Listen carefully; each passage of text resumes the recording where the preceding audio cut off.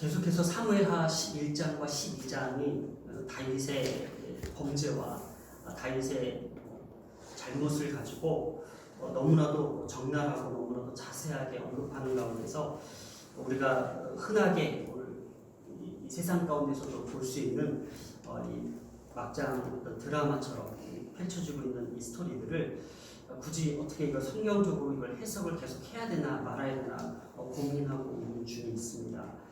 그런데 우리가 자세히 살펴보면요, 우리가 전체적으로 봤을 때에 이 사무엘하 1장부터 지금까지 시작하는 가운데서 이 흐름을 전체적으로 봤을 때에 하나님께서는요, 이 다윗을 사울이 죽고 난 후에로 시작합니다. 그리고 이 다윗을 이스라엘의 왕으로서 등극시키는 그 과정들을 우리가 주도 있게 봐야 된다는 거예요. 하나님께서 다윗이 수많은 그 고난 속에서 어려움 속에서 하나님의 신앙을 빼앗기지 않고 묵묵히 하나님의 말씀을 순종하는 자로 계속 이어왔어요. 그것이 우리가 잘 생각해 보면은 사무엘상을 뒤돌아봤을 때에 사무엘상을 한번 생각해 보세요. 다윗은 아무 잘못도 없는데 사울이 자신의 그 왕위가 위협받기 때문에 이 다윗을 계속 처단하려고 처치하려고 쫓기는 과정 속에서 다윗은 끊임없이 불안과 두려움과 공포에 사로잡혀서 이리저리 숨고 다녔다는 거예요. 그 속에서 다윗이 참 비참하고 비굴하고 어떻게 보면 우리가 흔한 말로 정말 찌질할 정도로 그런 상황도 보였던 인간적인 모습이 다윗이었어요. 지금 밧세바의 아내를 취한 그 인간적인 모습뿐만 아니라 다윗이라는 사람은 그러한 상황 속에서도 블레셋의 적군이었던 아기스 왕에게 침을 질질 흘리면서 나 좀 봐달라고 했고, 또 두 번째 가서는 내가 망명 신청을 했어요. 나를 좀 받아달라고. 그래서 블레셋 아기스 왕에 가서 너희 블레셋 땅에서 내가 살 곳을 좀 마련해달라고 할 정도로 이렇게 비굴하고 비참하고 정말 찌질할 정도로 이런 인간적인 모습이 다윗이었어요. 그럼에도 불구하고 성경은 어떻게 왜 다윗을 이렇게까지 위대하게끔 만들었냐는 거예요. 중요한 포인트가 뭐였어요? 다윗이 그 동굴에서 사울을 죽일 수 있는, 사울의 목을 벨 수 있는 그 상황에서도 많은 사람들이 다윗을 종용합니다. 이때입니다. 그것이 하나님의 뜻입니다. 당장 사울을 목을 베소서. 그때 다윗이 한 말이 우리가 아주 귀가 따갑게 들었던 그 메시지가 뭐예요? 하나님께서 기름 부은 자를 손대지 말라고 했잖아요. 그것이 오늘날 우리에게는 뭐예요? 목회자들 함부로 건들지 말라고 이렇게 해석하고 있었잖아요. 아니잖아요. 다윗이 기름 부은 사울을 건들지 않았던 것은 하나님의 말씀을 지키고 순종하는 그 포인트가 있었어요. 하나님께서 기름 부은 자를 손대지 말라고 했기 때문에 손 안 댄 거예요. 사실은 그때 손 댔었으면은 그냥 다윗은 정말 평탄대로로 올라갔겠죠. 사울이 죽었으니까는 자기를 그때 당시에 자기를 따랐던 사람이 있었잖아요. 아둘람 동굴에서 600명이 따랐잖아요. 충분히 왕이 될 수 있었어요. 그러나 손을 대지 않았던 건 뭐예요? 하나님의 율법과 말씀을 순종하며 지켰던 것이 다윗의 핵심 포인트였어요. 그러한 다윗이었기 때문에 인간적인 모습에 비굴하고 찌질하고 비참한 꼴을 당해도 하나님께서는 그 하나님 말씀을 순종했던, 하나님의 그 말씀의 율법을 지켰던 다윗을 이스라엘 왕까지 올리셨던 거예요. 그것이 사무엘하입니다. 사무엘하 1장부터 10장까지의 내용이 다윗이 북이스라엘과 남유다를 통합시키면서 이스라엘의 드디어 왕으로 등극하는 그 순간까지도, 사무엘하 7장에 이런 말씀이 있어요. 평안한 때에 모든 전쟁을 다윗의 손에 의해서 승리케 하시고 아주 평안한 때에 다윗이 또 행했던 게 뭐예요? 우리가 잘 알았던 거죠? 하나님의 성전을 바라보면서 나는 이렇게 백항모 왕궁에 이렇게 있는데 하나님의 그 언약궤는 어디 있어요? 아주 초라하게 있었잖아요. 그래서 하나님의 그 성막을 내가 짓겠노라고 했잖아요. 그랬더니 아니다. 아직 아니다. 때가 아니다. 그만큼 다윗은 그 평안한 때에 이를 때까지 하나님의 성전을 바라보고 하나님의 언약궤를 바라보고 심지어 북이스라엘과 남유다를 통합시키고 나서 제일 먼저 등장했던 게 뭐예요? 하나님의 언약궤를 찾아온 일이잖아요. 우리가 이제 계속 지나오면서 이제 많이 기억을 더듬고 있는데 제일 먼저 한 게 뭐예요? 하나님의 언약궤를 찾아왔죠. 그러나서 제일 먼저 했던 게 뭐예요? 예루살렘을 다시 탈환했잖아요. 그래서 예루살렘을 수도로, 이스라엘 수도로 삼고 그 예루살렘 성 안에다가 언약궤를 안치시켜놨잖아요. 이것이 다윗의 진정한 모습이었어요. 하나님 앞에 정말 사랑받고 하나님 앞에 의인이 되고 하나님 앞에 참된 종으로서 세움받을 수 있었던 것이 바로 다윗의 이런 모습이었어요. 그런데 느닷없이 11장부터 12장까지 다윗이 돌변했는지 마음이 바뀌었는지 그냥 옥상에 거늘리다가 한 여인의 목욕하는 모습을 보고 이런 범죄를 저질렀어요. 자, 그래서 그것을 왜 성경은 자꾸 이렇게 이 스토리가 뭐가 그렇게 중요하길래 우리에게 가져다 줄까? 그것이 오늘 바로 나와요. 다윗이 그 빈틈을 뚫릴 수밖에 없어. 그 빈틈을 내줄 수밖에 없었던 그 이유가 뭘까? 하나님께서 말씀하세요. 그게 오늘 본문이에요. 오늘 본문은 그렇게 길지는 않습니다. 그렇기 때문에 우리가 지나왔던 다윗의 모습과 사무엘 하에서 주시고자 하는 그 메시지가 우리에게 무엇이냐는 것을 한번 되짚어 보기 위해서입니다. 자, 다윗이 자신의 범죄한 사실을 계속 은폐하고 이것을 덮어버리려고 수작을 부리다가 이미 더 이상 되지 않아 하나님께서 나단 선지자를 통해서 다윗에게 경고하는 메시지가 나오기 시작합니다. 이렇게 지금까지 1장, 사무엘하 1장부터 10장까지의 내용이 다윗이 이스라엘의 왕이 되기까지 정복 전쟁을 치르는 모든 과정들을 나열했고 11장 초반부에는 자신의 어떤 이 개인적 리스크를 어떻게 해서 이것을 감추고 이거를 무마하려고 했는지 사람을 죽이는 것까지 딱 갔어요. 살인까지 범한 거예요. 십계명을 간음하지 말라 뿐만 아니라 살인하지 말라, 내 이웃의 여인을 탐하지 말라까지 간 거예요. 이렇게 다윗이 이 빈틈을 보이는 그 공간이 어디였냐라는 것을 우리가 다시 한번 되짚어 봤을 때 바로 사무엘하 11장에 우리가 얘기했었죠. 다윗이 예루살렘에 그대로 머물렀을 때였어요. 한번 제가 읽어보겠습니다.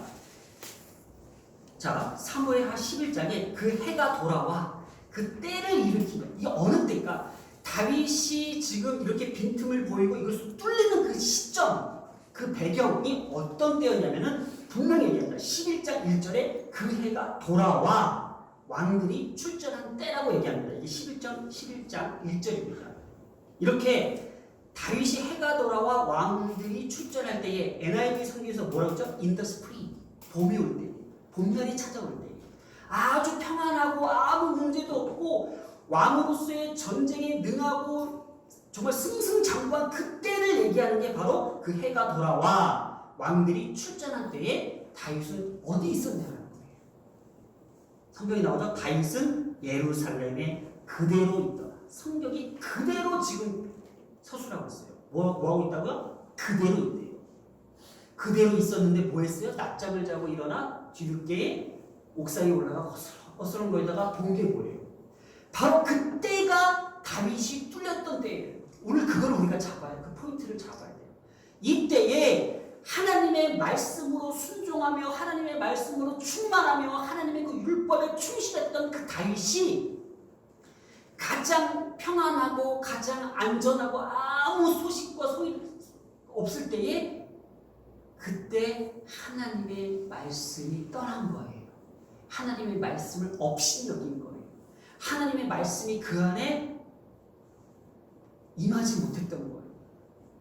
그것이 바로 오늘 하나님께서 우리에게 주시고자 하는 메시지가 아닌가 해서 12절을 보겠습니다. 12절, 오늘 7절. 지난주에 이어서 나단이 이제 하나님께서 나단을 다윗에게 보내셨고 나단이 다윗에게 경고하는 메시지를 어떻게 해요? 부자 사람과 가난한 사람을 예화로 비유를 들으면서 다윗을 설득하고 있는 중인데 부자 사람이 소나 양이 심이 많았고 가난한 사람은 새끼 암양 하나가 있었는데 그거마저도 빼앗아 버렸다라는 거. 그래서 다윗이 뭐였어요? 당장 그 사람을 죽이고 4배나 갚으라고 다윗이 했어요. 그랬더니 나단이 뭐예요? 그게 바로 너야 했어요. 너야. 그러면서 하나님의 메시지가 들어가고 있습니다. 당신이 그 사람이라. 자, 이스라엘의 하나님 여호와께서 이와 같이 이르시기를 내가 너를 이스라엘 왕으로 기름 붓기를 위하여 너를 사울의 손에서 구하고 내 주인의 집에 주고. 자, 보겠습니다. 이 말씀을 보면은 7절부터 8절까지의 이 말씀에서 한 여호와께서 다윗에게 아무런 부족함 없이 주셨다라는 것을 지금 얘기하고 있는 거예요. 자, 그 사람이 바로 당신인데 지금 여호와께서는 다윗 당신에게 뭘 줬어요? 지금 기름을 붓고 그 다음에 사울의 손에서 구원하고 그리고 내 주인의 집을 내게 주고 왕궁을 내게 준 거잖아요. 그리고 내게 맡겼느니라. 자, 지금 이렇게 나열하는 건 뭐예요? 봐봐, 너에게는 아무런 부족함 없이 줬는데 지금 하나님 너는 지금 무엇이 더 부족하길래 이러한 범죄를 저질렀다는 거예요. 이 말씀을 여호와 하나님임을 지금 재차 강조하고 있습니다. 누가 주셨다고요? 하나님께서 다윗에게 기름을 붓고 사울의 손에서 구원하시고 이스라엘과 유다를 통치하게끔 맡겨놓으셨고 그리고 내 주인의 집을 주셨고 이만큼 다윗에게는 아무 부족함 없이 주셨는데 이렇게 합니다. 만일 그것이 부족하였을 것 같으면 저는 이 말씀이 참 어떻게 성경은 이렇게 우리의 마음을 콕 집을 수 있었을까? 이거 한번 보세요. 8절을 보세요. 만일 그것이 부족하였을 것 같으면 이것저것을 더 주었으리라 나오잖아요. 지금 이것저것을 더 주을 거예요. 이게 이제 저도 우리 아이들에게 자주 하는 말이에요. 이제 아이들이 이제 같이 이제 살다 보면 이제 아이들이 이제 세상에 좀 눈을 뜨다 보면 이것도 갖고 싶고 이것도 하고 싶고 많잖아요. 뭐 유튜브에 널려진 게 많으니까. 근데 부모 입장에서는요 정말 부족함 없이 이것저것 다 잘 해준 것 같은데 아이들은요 립밤 색깔도 좀 바꿔야 되고 귀걸이도 너무 오래된 거 같고 머리도 좀 너무 저거 하고 안경도 좀 바꿔야 되고 그러니까 이거예요. 너가 만약에 부족하였을 것 같으면 더 주는 마음이 뭐예요? 하나님의 마음이에요. 근데 그 아이가 그것도 모르고 갖고 싶은 거, 하고 싶은 것을 훔쳤다고 생각해 보세요. 부모 입장에서는 이 말이 나오는 게 맞아요. 그러니까 하나님께서 지금 다윗에게 너무나도 구구절절하게 상세하게 찝어 올리신 거예요. 정확히 보세요. 기름을 부었고요. 그 사울의 손에서 건져내셨잖아요. 그리고 내 주인에 있는 집을 다 줬어요. 그 왕궁을 다 차지하게 만들었잖아요. 심지어 왕국이 제가 일부러 안 썼는데 애들이 있어서 왕국에 있는 그 여종들까지도 다 취하게 했잖아요. 그러고 나서 뭐요? 북이스라엘과 남유다를 맡기셨다는 거예요. 전폭적으로 맡기셨다는 거예요. 그럼에도 불구하고 너는 뭐가 부족했길래 지금 이러한 죄를 지었냐라고 지금 책망하고 있는 관점이 있다는 거예요. 이거예요. 혹시라도 다윗이 그것들 외에 다른 것을 더 요구했다면 더 하나님 앞에 구하고 또 구했더라면 하나님은 책망하지 않고 더 주셨을 거예요. 그 말을 한 거예요. 그 역설적으로. 더 풍성하게 채워주시는 것이 우리 하나님이라는 거예요. 야고보서 1장 5절에서도 그렇잖아요. 구하는 자에게 후히 주시고 꾸짖지 아니하시는 분이라는 것을 얘기하고 있잖아요. 그래서 이 말씀이 정말 저한테는 좋았어요. 그래 맞아요. 우리도요 하나님 앞에 구하면 돼요. 더 많이 말씀 앞에서 구하고 말씀 앞에 주님 앞에 부르짖는 거예요. 자꾸 딴 생각하고 딴 거에 대해서 우리가 집착할 필요 없는 거예요. 필요하면 구하라 이거예요. 주겠다라는 거예요. 죄를 짓지 말라는 거잖아요. 다윗은 하나님께서 주시는 이 풍성한 은혜의 선물들로 만족하지 못하였고 십계명을 어기며 끔찍한 범죄를 저질러 하나님을 분노하게 했다는 이 사실을 지금 성경은 얘기하고 있는 거예요. 자, 이렇게 다윗은 그의 마음이 하나님으로 채워지지 않았기 때문에 타락한 본성을 따라 행했던 거예요. 다윗의 본성을 아까 우리가 초반부에 살펴봤잖아요. 비겁하고 비굴하고 좀 찌질했잖아요. 겁쟁이고. 우리에게는 똑같은 인간의 본성이라는 게 다 있어요. 그렇기 때문에 이 본성을 가지고 우리는 어떻게 이거를 해결해 나가냐는 것을 성경은 지금 지적하고 있는 거잖아요. 우리의 그 악한 본성, 게으른 본성, 연약한 그 본성 앞에서 그 사단이 그래서 뚫고 들어오지 못하게 하는 것이 있어요. 하나님의 말씀으로 채우라는 거잖아요. 하나님의 말씀으로 방어하라는 거잖아요. 하나님의 말씀으로 대적하라는 거잖아요. 그것이 바로 9절에 나와요. 다윗이 뭘 했다고요? 여호와의 말씀을 업신여긴 거예요. 자, 지금까지 다윗의 일대기를 보았습니다. 다윗이 그러한 상황에서도 끊임없이 하나님 앞에 인정받고 그 순간순간들을 참고 이길 수 있었던 건 뭐예요? 하나님의 말씀을 순종한 사람이었어요. 하나님의 율법을 지키는 사람이었잖아요. 그것이 뭐예요? 기름 부은 자의 머리를 건들지 않았다는 거. 그것이 하나님의 율법을 지키고 하나님의 말씀을 순종하며 하나님의 언약궤를 예루살렘 성으로 돌이켰잖아요. 그게 뭐예요? 하나님의 말씀 앞에 섰던 다윗이 어느 날 갑자기 어느 때에 해가 돋을 때에 왕들이 출전할 때에 가장 안전하고 평안하고 아무 일이 없을 때에 하나님의 말씀이 떠난 거예요. 그걸 지적하고 있잖아요. 여호와의 말씀을 업신여겼다. 바로 이 지점이에요. 그래서 하나님께서는 다윗이 범죄한 이 사실들을 우리에게 간통하지마 가늠하지마 이런 내용이 아니에요. 이걸 지적하려는 것이 아니라 다윗이 지금 뚫렸던 그 지점이 무엇인지 아니? 바로 여호와의 말씀을 업신여겼던 그 지점. 이것이 오늘 2번 나와요. 또 나와요. 오늘날 우리의 신앙도 마찬가지예요. 우리가 우리의 마음이 하나님으로 채워지지 않고 그 말씀으로 채워지지 않고 있으면은 우리는 인간의 그 본성대로 언제 어느 때든 항상 당할 수밖에 없는 다윗도 그랬는데 다윗도 그랬는데 다윗도 그랬는데 우리는 철통방은 아니잖아요. 우리가 막말로 저도 뚫리려면 얼마나 뚫리죠. 하나님 말씀 그냥 한순간 딱 눈 감고 있으면 끝나잖아요. 저는 이 지점을 얘기하는 거예요. 너무나도 중요하잖아요. 사실은 이제 애들도 많아지고 해서 이 말씀 빨리 사무엘하 12장을 빨리 건너뛰고 이제 다른 이야기로 이제 가고 싶은데도 자꾸 제 발목을 붙잡는 메시지가 온 거예요. 여호와의 말씀을 업신여기다는 걸 또 한 번 등장시킨다는 거. 10절에도 이제 내가 나를 업신여겨. 여러분 이 업신여기다라는 것이 우리가 사무엘하가 아닌데 잘못 적힌 것 같은데 사무엘한데 사무엘상 15장 23절에 이런 말씀을 해요. 사무엘이 왕이 여호와의 말씀을 버렸으므로 여호와께서도 왕을 버려. 이 말씀이 나와요. 이게 사무엘상 15장 13절에 이 말씀을 해요. 지금 하나님께서는요 다윗을 버리기 직전에 있는 거예요.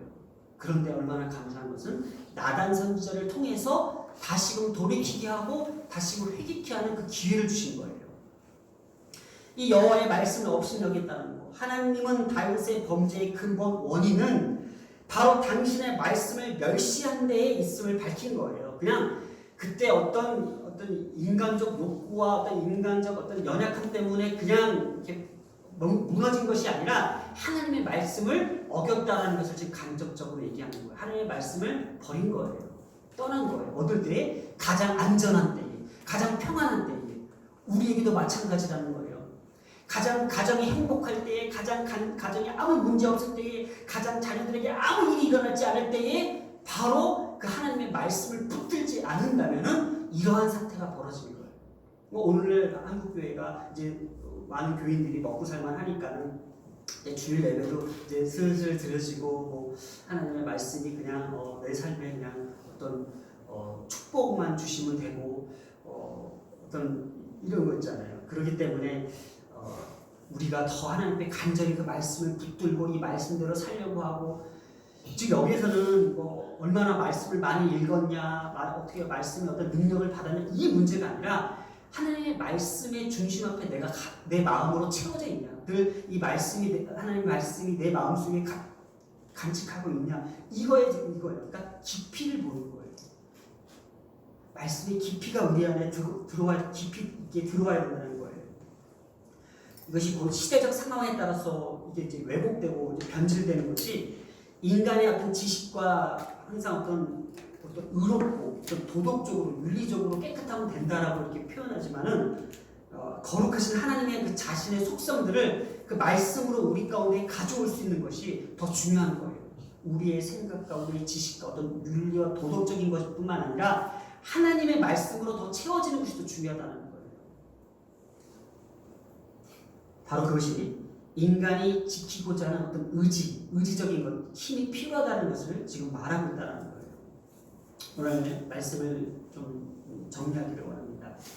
지금 이제 다윗을 향하여 지금 경고하는데 이제 후반부에 나오지만은 요거 하나를 좀 짚고 오늘 말씀을 정리하고 합니다. 지금 10절을 보면 이제 내가 나를 업신여겼다고 그러죠. 하나님의 말씀을 업신여겼고 햇사람 우리아의 아내를 빼앗아 내 아내로 삼았은즉 칼이 내 집에 영원토록 떠나지 아니하리라. 이 무시무시한 말씀을 지금 주는데 하나님의 말씀을 업신여기고 하나님의 말씀을 멸시하고 하나님의 말씀을 어기면 율법을 어기고 하나님의 십계명을 어기면 어떠한 상황이 벌어질 거라는 것을 지금 경고하고 있는데 이 경고한 내용들이 제가 한번 나열을 해봤어요. 한 7가지가 되는데 다윗이 지금 하나님의 말씀을 어김으로써 그 다윗의 가정이 무너지는데 어떻게 무너지는지 보세요. 첫 번째 밧세바에 낳은 아내가 죽습니다. 그리고 다윗의 딸 다말이 다윗의 장자 암논으로부터 강간을 당한 사건이 나와요. 그러면서 이 다말의 오빠 압살롬이 이 암논을 살해해버립니다. 그리고 이 압살롬은 자신의 아버지 다윗에게 대하여 반란을 일으켜요. 그러다가 살해를 또 당하고 처형을 당합니다. 자, 넷째 아들 아드니아가 왕위를 찬탈하며 빼앗다가 동생 솔로몬에 의해서 또 처형을 당합니다. 또 남왕국과 유다와 북이스라엘 사이에는 분쟁이 일어나기 시작합니다. 갈라지기 시작합니다. 근데 이 남유다와 북이스라엘을 통일하고 시킨 사람이 누구예요? 다윗이었잖아요. 근데 이 두 왕국은 수많은 침입을 당합니다. 외부로부터. 그다음 결국 아수르와 바벨론에 의해서 모두 멸망당합니다. 이것이 단순히 다윗이 외도를 하고 다윗이 단순히 우리아를 죽였던 이 사건으로만 벌어진 게 아니라 하나님께서 가장 엄중하게 여겼던 게 뭐예요? 하나님의 말씀, 하나님의 성령이 떠났다고 그래요. 그래서 시편 51편에 성령이 나를 떠나지 않게 해달라고 하잖아요. 우리가 성령으로 붙들려 산다는 것이 뭔지 아십니까? 우리가 성령으로 붙들려 산다는 것이 마치 뭔가 초자연적인 힘이 우리에게 막 이렇게 일어나는 어떤 현상을 얘기하는 게 아니라 하나님의 말씀의 중심이 내 앞에서 꽉 박혀 있다는 거예요. 하나님의 말씀이 내 안에 있기 때문에 그 성령이 내 말씀을 내 마음과 삶과 모든 어떤 영광된 것을, 영혼을 움직이고 있는 거죠. 지금 내가 나를 업신여기고 하나님의 공의와 심판의 근거를 지금 설명하고자 성경은 지금 우리에게 메시지를 던지고 있는 거예요. 다윗의 범죄가 범죄의 어떤 근본 동기가 인간의 어떤 윤리적 기준에 있어서 용서받지 못할 큰 죄이지만은 가장 중요한 핵심은 하나님과의 관계가 멀어질 법한 이 근본적인 문제, 하나님의 말씀을 업신여겼던 것, 하나님의 말씀을 무겁게 여기지 않았다는 것에 대한 경고의 메시지, 그것이 오늘 우리에게 주시는 말씀의 포인트입니다. 우리의 자녀들에게도 이 말씀을 꼭 전하고 싶습니다. 왜 예수를 믿어야 되고, 왜 우리가 교회를 다녀야 되고, 왜 우리가 하나님이라는 보이지도 않는 그 하나님, 들리지도 않는 그 하나님, 세상에 보이고 세상에 더 화려하고 좋은 것들이 많은데 왜 하나님을 굳이 이렇게까지 우리가 사랑하고 믿어야 하며 이것을 우리가 섬겨야 되는지를 다시 한번 우리에게 각인시켜주는 말씀입니다. 하나님의 말씀은 우리가 떠날 수 없는 존재라는 것. 왜냐? 우리의 본성 자체가 이렇게 틀어지고 무너지고 어느 순간에 우리가 깨질 수 있기 때문에 이것을 붙잡는 것은, 이것을 방어할 수 있는 것은 유일하게 하나님의 말씀을 지켜내는 거룩한 주님의 자녀들이 되는 것. 이것이 가정의 달을 맞이해요. 가정이 탄탄해지고 가정이 방역을 치고 가정이 움직이지 않고 가정이 흔들리지 않는 것, 바로 우리의 자녀들부터 시작되는 것, 바로 하나님의 말씀을 지켜야 된다는 것. 이것이 우리에게 주시는 말씀입니다. 말씀을 맺겠습니다. 하나님이 우리에게 주시는 그 자족하는 마음이 필요합니다. 바로 하나님의 말씀이 우리에게 떠나면은 우리는 절대로 만족하지 못해요. 자족하지 못해요. 그렇기 때문에 다른 것을 찾게 돼요. 다른 것을 붙잡게 된다는 것. 이것이 얼마나 무서운지를 다시 한번 우리에게 깨닫게 한다는 것입니다. 자, 하나님이 주시는 마음이 뭘까? 성경이 우리를 붙들고 있는 마음이 뭘까? 내가 충분히 너에게 줬는데 필요하면 구하라. 더 줄게. 근데 우리는 그 말씀을 버리고 다른 것을 쫓아갈 때가 있다는 것. 오늘 이 시간 하나님께서 우리에게 주시는 메시지입니다. 기도하겠습니다. 하나님께서 우리에게 부족함 없이 우리를 만족하게끔 그 많은 것들을 우리 은혜로 부어주셨지만 우리가 그것을 자족하지 못하고 하나님의 말씀을 멀리 떠나 우리의 삶 가운데 있는 가장 연약하고 약한 부분이 뚫려 있을 때가 있었습니다. 하나님 그 작은 그 빈틈을 뚫고 들어온 모든 사단과 어둠의 세력들을 방어하고 이겨낼 수 있는 그 말씀의 능력을 이 시간 우리에게 부어주시옵소서. 말씀의 권능으로 붙들려 살게 하여 주시옵소서. 하나님 말씀에 깊이 있게 우리가 다시 한번 주님 앞에 다가갈 수 있도록 오늘 이 예배 가운데 주님 역사하여 주시옵소서. 거룩한 날을 맞이하여 이 거룩한 시간, 이 거룩한 가정 가운데 세워주시는 하나님의 거룩한 말씀 힘을 알게 하여 주시고 우리 가정의 자녀들부터 다시 한번 하나님의 말씀에 붙들려 하나님의 말씀으로 살아가며 저들의 성을 쌓아갈 수 있는 귀한 우리 가정들 되길 간절히 소망하며 이 모든 말씀 우리 주 예수님의 이름으로 기도드렸습니다. 아멘.